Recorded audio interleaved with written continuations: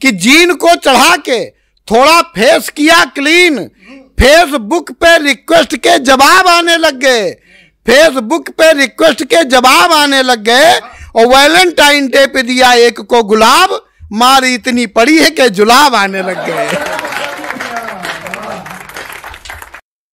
वो जिसके दिल में मातम होठ पे मुस्कान जैसी है, वो जिसके दिल में मातम होठ पर मुस्कान जैसी है, यकीनन उसकी हालत अपने हिंदुस्तान जैसी है। वो जिसके दिल में मातम होठ पे मुस्कान जैसी है, यकीनन उसकी हालत अपने हिंदुस्तान जैसी है। गरीबों के निवालों में भी हिस्सा मांगता है तू, गरीबों के निवालों में भी हिस्सा मांगता है तू, तेरी फितरत तो मेरे गांव के प्रधान जैसी है। आइए मैं जिस कवि को आपके बीच बुला रहा हूं उनके नाम में ही लगा है प्रधान, पूरा नाम है अजय प्रधान, बाराबंकी से प्रशस्त स्टूडियो में आमंत्रित किए गए हैं। बहुत जोरदार तालियां बजाकर भाई अजय प्रधान को आमंत्रित करिए। इन नौजवानों की मनोज भैया ये गलती होती है कि वो हम जैसे लोगों को ये समझते हैं कि हम लोग कुछ नहीं समझते हैं। तो ये बात मैं बता देना चाहता हूं बेटा, जो कर रहे हो आज तुम, वो कर चुके हैं हम। जो कर रहे हो आज तुम, वो कर चुके हैं हम। जो चर रहे हो चारा, सारा चर चुके हैं हम। ये और बात है कि तब मोबाइल नहीं था, ये और बात है कि तब मोबाइल नहीं था, वरना जहां तुम मर रहे हो मर चुके हैं हम, वरना जहां तुम मर रहे हो मर चुके हैं हम। और आदरणीय हमारे भारती दादा बैठे हुए हैं, देवेंद्र नटखर दादा बैठे हुए हैं, ये लोग तो जानते हैं हम लोगों के ज़माने में मोबाइल भले नहीं था, लेकिन करते सब कुछ हम लोग भी थे। हम लोगों के ज़माने में चिट्ठियाँ लिखी जाती थी मनोज भैया, और क्या गजब की चिट्ठियाँ दादा लिखी जाती थी। हम लोग चिट्ठी लिखते रहते थे, आंसू गिरते रहते थे, स्याही फैलती रहती थी। हमने भी एक चिट्ठी लिखी, और हम अपनी बात बता दें कि हम कक्षा 10 में 5 साल तक मॉनिटर रहे।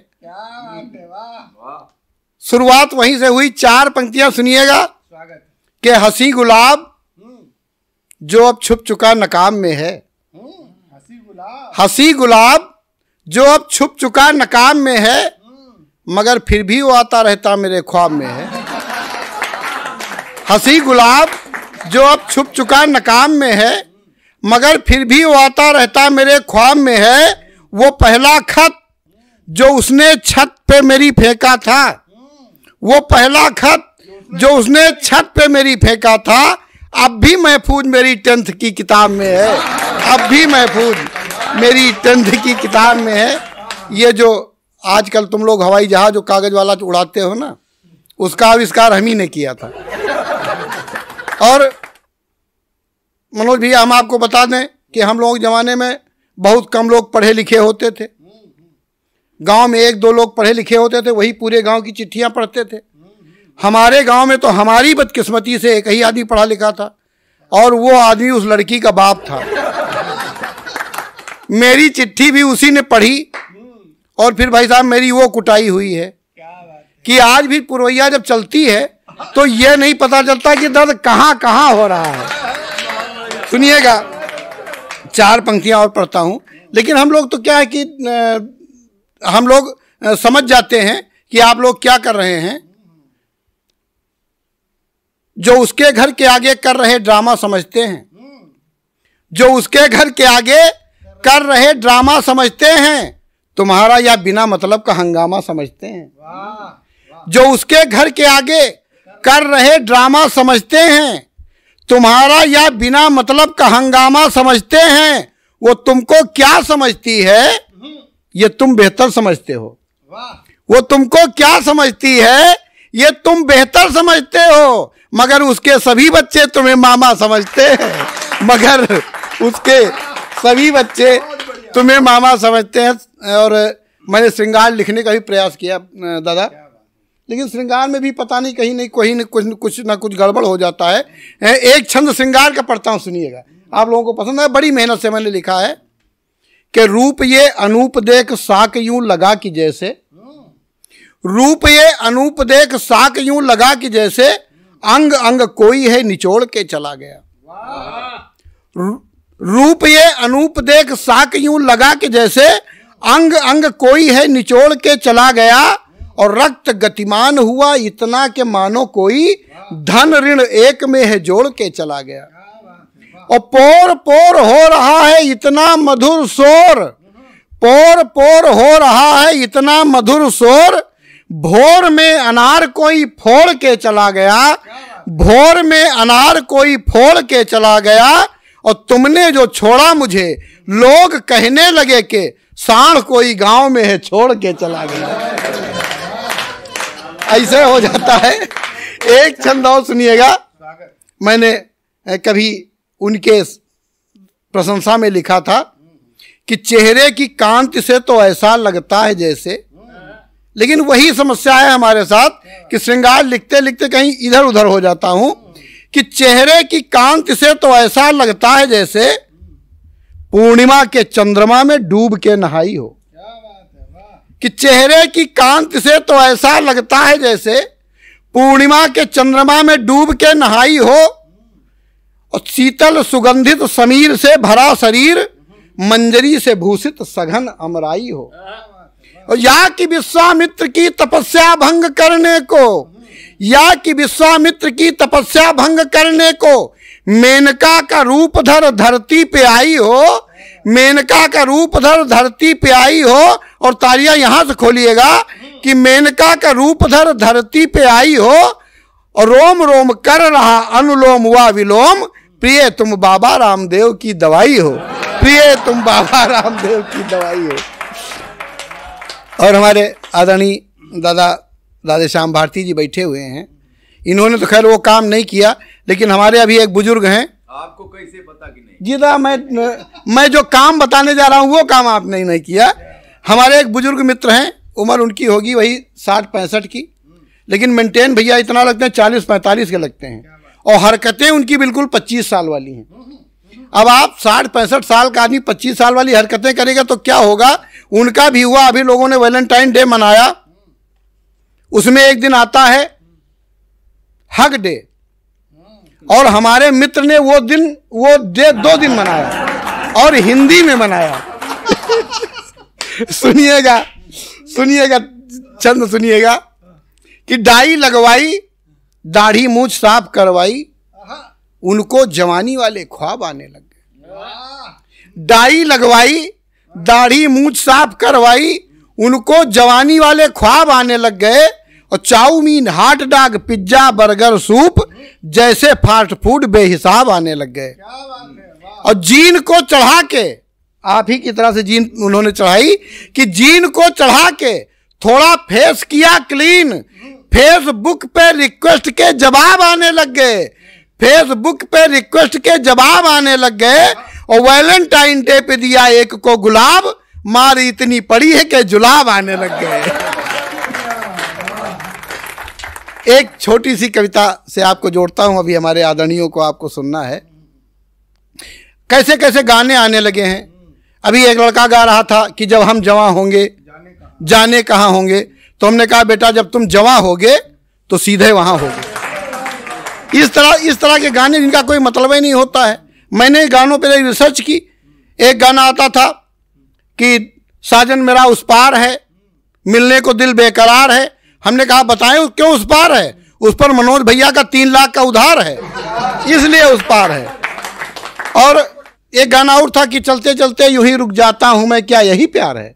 हमने कहा बेटा अगर चलते चलते रुक जाते हो, चलते चलते गिर पड़ते हो, तो ये प्यार नहीं है, कमजोरी का लक्षण है। इसमें शिलाजीत गोल्ड काम करेगा। तो मैंने गानों पर एक रिसर्च की है, दादा सुनिएगा कि हमारे फिल्मी गानों में गिरावट कब से प्रारंभ हुई।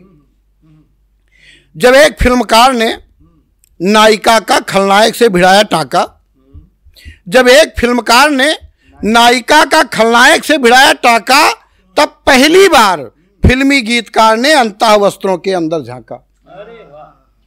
आप खलनायक याद कीजिएगा, जब एक फिल्मकार ने नायिका का खलनायक से भिड़ाया टाका, तब पहली बार फिल्मी गीतकार ने अंतः वस्त्रों के अंदर झांका। और फिर तो हमारे फिल्मी गीतों में साहित्य का ग्राफ निरंतर नीचे आने लगा। वो कभी गर्मी के बहाने, कभी जाड़े के बहाने खटिया सरकाने लगा। थोड़ा और नीचे गिरा तो इलू इलू छैया छैया भी गाने लगा। अब पता नहीं कि दिन के कि रात के 3:30 बजे पान की दुकान पर बुलाने लगा। अच्छा, एक दिन एक निर्माता मेरे पास भी आ धमके, साथ में फाइनेंसर भी था उनके। मेरे सामने ब्लैंक चेक रख करके बोले कि प्रधान जी आपसे अपनी फिल्म के गीत लिखवाना है। एक दिन एक निर्माता मेरे पास भी आ धमके, साथ में फाइनेंसर भी था उनके। मेरे सामने ब्लैंक चेक रख करके बोले कि प्रधान जी आपसे अपनी फिल्म के गीत लिखवाना है। मैंने कहा भाई साहब यह क्षेत्र मेरे लिए बिल्कुल अनजाना है। मैं हास्य रस का कवि हूं, आज तक एक भी गीत बहुत कायदे से नहीं लिख पाया हूं। फिल्मकार का जवाब सुनिएगा दादा, और अगर एक पंक्ति में व्यंग्य हो गया हो तो आशीर्वाद दीजिएगा। मैंने कहा कि भाई साहब यह क्षेत्र मेरे लिए बिल्कुल अनजाना है, मैं हास्य रस का कवि हूं, आज तक एक भी गीत बहुत कायदे से नहीं लिख पाया हूं। वो बोले इसीलिए तो आपके पास आया हूं।